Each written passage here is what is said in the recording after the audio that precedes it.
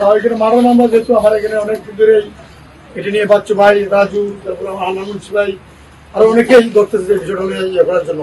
আমার উপস্থিতি চায় তারা, আমি উপস্থিতি রয়েছি। আমি চাই যে কোনো বিষয় আমাদের অঞ্চলে হোক, এটা আমরা সুন্দরভাবে একটা সাইলেন্সের মাধ্যমে দেখেন বিচারে কি হইব না হইব জানি না। আমি কোনো একটা বোর্ড হয়তো আমরা করে দেবো, বোর্ডের সিদ্ধান্ত দেবে। তবে এই যে আপনারা জায়গা বলছেন, আপনারা 7 লাখ টাকা, 8 লাখ টাকা বা 10 লাখ টাকা, একজনের হিসাব দিলেন চিকিৎসা বাবদ খরচ 21 লাখ, একজনে দিলেন 30 লাখ, আর ফলাইয়া ফেরারি অবস্থা তো থাকছে নেই, জেল কাটছেন। লাভ কতটুকু সেটা আপনারা বুঝবেন।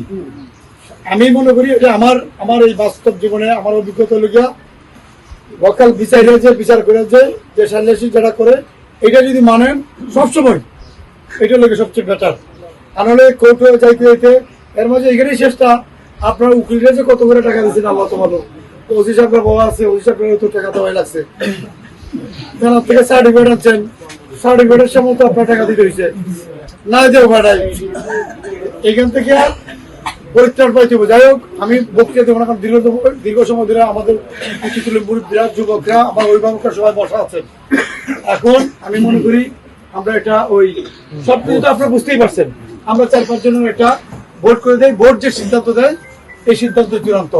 এখন যেহেতু আমি দাঁড়াই গেছি, একটু কথাই বলেই ফেলে, আপনারা ভোটের যে সিদ্ধান্ত দেবে সিদ্ধান্ত আপনারা মানেন। কন্ডিশন নাই তো আগের মতো, যে 2 কন্ডিশন নাই তো, আলহামদুলিল্লাহ।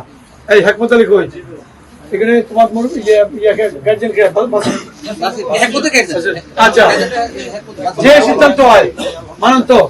বিচার এমন এক জিনিস, গ্রামের বিচার, এটা দাঁড়িপাল্লা মাপা যাবে না।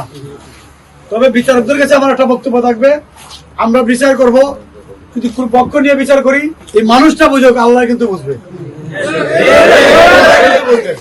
আমরা বিচারটা যেন সঠিক করি, আমরা যেটা ন্যায় এটা যেন করি, যেটা আপনাদের বিবেক যেটা বলে। হয়তো 100% পারবেন না, কিন্তু আপনার বিবেককে সবসময় কাজে লাগাবার চেষ্টা করবেন, যেন আমরা সঠিক বিচারটা করতে পারি।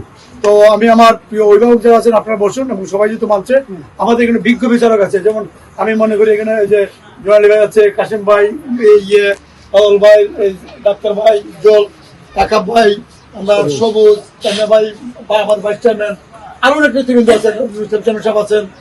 ওনারা সারা জীবনে বিচার করে আসছেন। আমি বিশ্বাস করি এটা নিয়ে আর বিরোধ হবে না। যে সিদ্ধান্ত হবে সিদ্ধান্ত আপনার সকলে মেনে নেবেন। হয়তো কেউ হারবেন, কেউ জিতবেন, এরকম একটা মনে হতে পারে। এই বিচারে কোনোদিন হার নাই, আপনার বিশ্বাস রাখেন। জরিমানা যতই হোক, যদি বিচার না মানে আপনারা কন্টিনিউ করেন, তাহলে আপনার ধ্বংস হয়ে যাবেন। দেখেন, এটা যদি কন্টিনিউ হয়, আপনাদের ছেলে মেয়েদের উপর প্রভাব পড়বে। ছেলেমেয়েরা স্কুলে যেতে সমস্যা হবে। ওরা যখন এই বাড়ির ছেলের সাথে এই বাড়ির ছেলে মিশবে না, একসাথে স্কুলে যাবে না, একজন একজনের সাথে কথা বলবে না, এটা তাদের মস্তিষ্কের প্রবলেম হয়। এটা আপনারা বুঝেন না, এটা আপনারা জানেন না।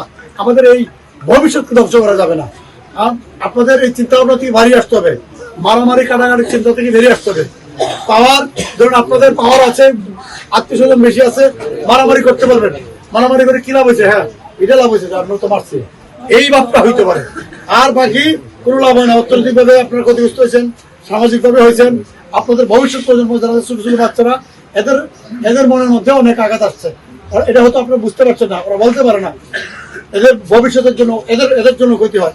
যাই হোক, আর এইটা নিয়ে আর বাড়াবাড়ি করা যাবে না।